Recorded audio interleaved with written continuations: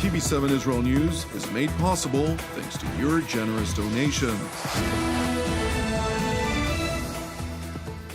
Shalom, good evening. This is TV7 Israel News broadcast to you from Jerusalem. And in today's top stories, an Israeli environmental protection investigation concludes that a recent oil spill off Israel's Mediterranean coast that resulted in major ecological damage was caused by, quote, environmental terror.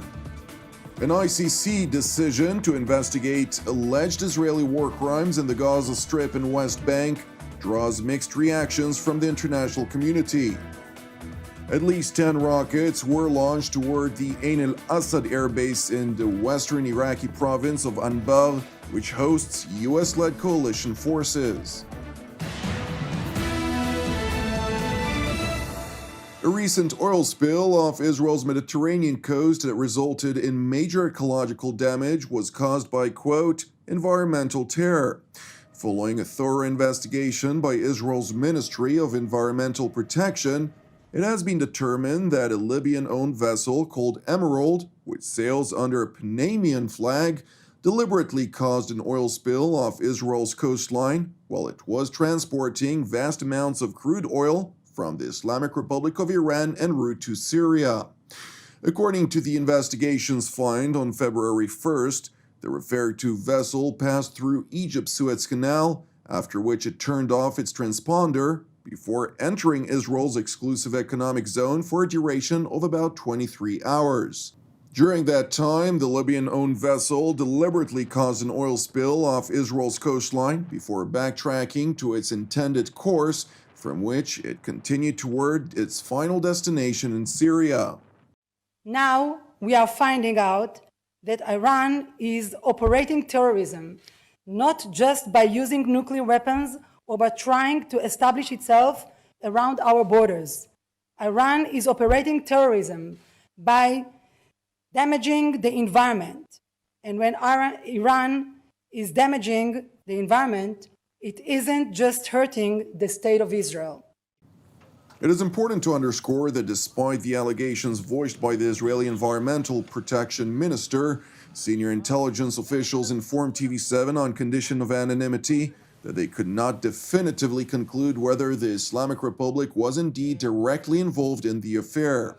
Nevertheless, what is definitive is that the ecological damage is seemingly disastrous, and environmental groups stress that cleaning up the affected shores along the Gaza Strip, Israel, and southern Lebanon may take years. In other news, Israeli Prime Minister Benjamin Netanyahu reacted to the International Criminal Court's decision to launch an investigation into Palestinian accusations of Israel committing war crimes in the Gaza Strip and West Bank, including East Jerusalem. The decision of the International Court to open an investigation against Israel today for war crimes is absurd. It's undiluted anti-Semitism and the height of hypocrisy.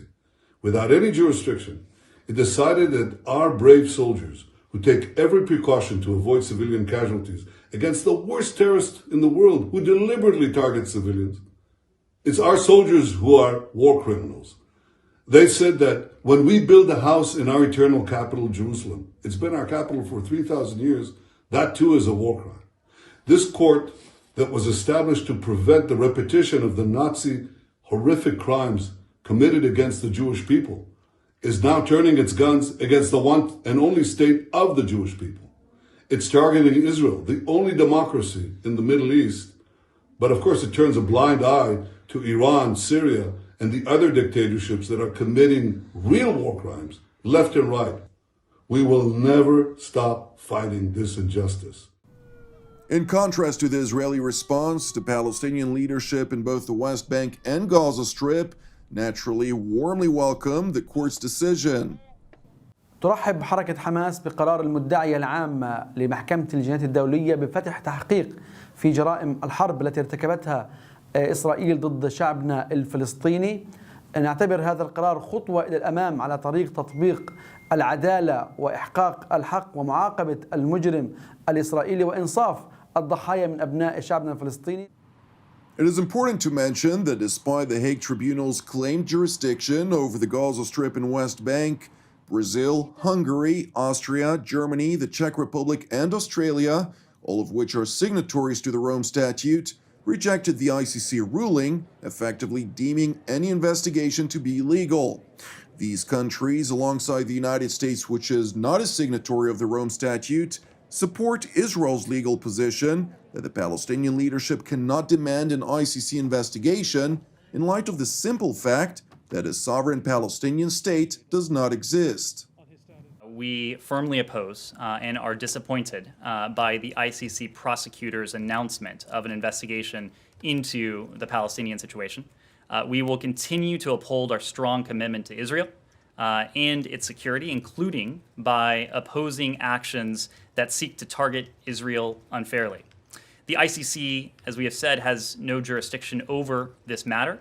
Israel is not a party to the ICC, and it has not consented to the court's jurisdiction.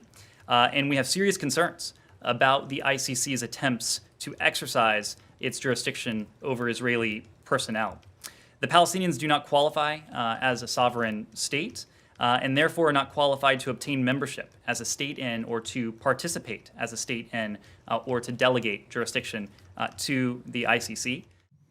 Turning to Iraq, where at least 10 rockets were launched towards the Ain al-Assad air base in the western Iraqi province of Anbar, which hosts U.S.-led coalition forces. While no injuries were reported as of yet, one U.S. civilian contractor died during the bombing. Nevertheless, U.S. officials assert that the contractor's death was caused by a cardiac episode while sheltering from the incoming projectiles, evidently aiming to distinguish between the death of the American contractor from the unprovoked attack. Mr. President, U.S. troops were targeted with rocket attacks. How do you respond? Thank you. Thank you, guys. We are following that through right now. Thank God no one was killed by the rocket. One individual, a contractor, died of a heart attack. But we're identifying who's responsible, and we'll make judgments from that point. Pentagon officials confirmed that the incoming projectiles were directed from the east of the airbase, yet stopped short from elaborating on the matter in light of an ongoing Iraqi investigation into the incident.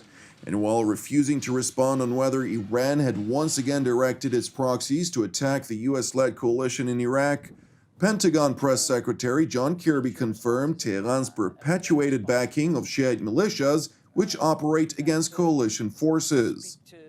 We know, and we know for quite some time, that that there's a range of support that some of these groups get from Tehran. I won't get into specifics on any, given attack about exactly what degree of command and control there was or wasn't, but we know they continue to get support from the Iranian regime. The Pentagon further mentioned that the fact that the attack occurred less than a week after the U.S. Air Force bombed Iranian-backed militias in Syria in retaliation for previous attacks in Iraq was indeed troubling.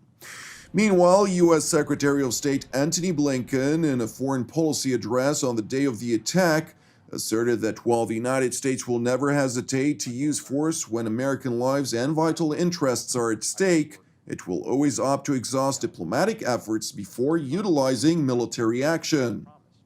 Diplomacy, not military action, will always come first. Again, this is shaped by hard lessons learned. Americans are rightly wary of prolonged U.S. military interventions abroad. We've seen how they've often come at far too high a cost, both to us and to others. When we look back at the past decades of our military involvement in the world, especially in Afghanistan and the Middle East, we must remember what we've learned about the limits of force to build a durable peace, that the day after a major military intervention is always harder than we imagine, and how critical it is to pursue every possible avenue to a diplomatic solution. Of course, we will never hesitate to use force when American lives and vital interests are at stake. Turning to Tehran, where President Hassan Rouhani stressed that if the United States is serious about its intention to return to the 2015 nuclear agreement, or JCPOA, Recompliance could be realized within 1 or 2 days. آمریکایی هم الان شعار میدن میگن ما میخوایم به برجام برگردیم میخوایم همه به تعهد ولی لفظ کافی نیست ما باید در مقام عمل وارد شیم اگر اراده جدی در همه اطراف باشه 7 کشور مخصوصا آمریکایی‌ها و ایران این 2 کشور تصمیم بگیرن به همه تعهدات عمل کنن آمریکا همه تحریم ها رو برداره و بلافاصله ایران همه تعهداتش رو اجرا بکنه خب این خیلی آسونه در 1 روز میشه انجام بگیره در 2 روز میتونه انجام بگیره یک اراده جدی باشه در همین هفته میشه تمام کرد The Iranian president is also evidently seeking to exploit recent statements by the Biden administration officials who have accused the Trump administration for the present challenges related to Iran's malign behavior. دولت فعلی قبول داره دولت قبلی اشتباه کرده و کار غلط انجام داده یا نه؟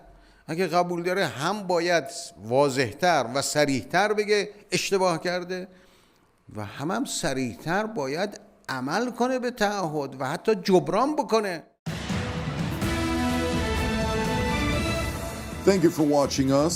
As part of TV7 Israel's prayer initiative, I would like to encourage you today to join myself and the team here in Jerusalem to lift up the United States once again in prayer for its salvation and peace, alongside prayers for our persecuted brothers and sisters around the world, in addition to our ongoing prayers, of course, for the peace of Jerusalem, salvation of Israel, and for all those who are impacted by the corona contagion and its numerous ramifications worldwide. I'm Jonathan Hassan wishing you an Erev Tov U'Mevorach, and we will see you again tomorrow at the same time.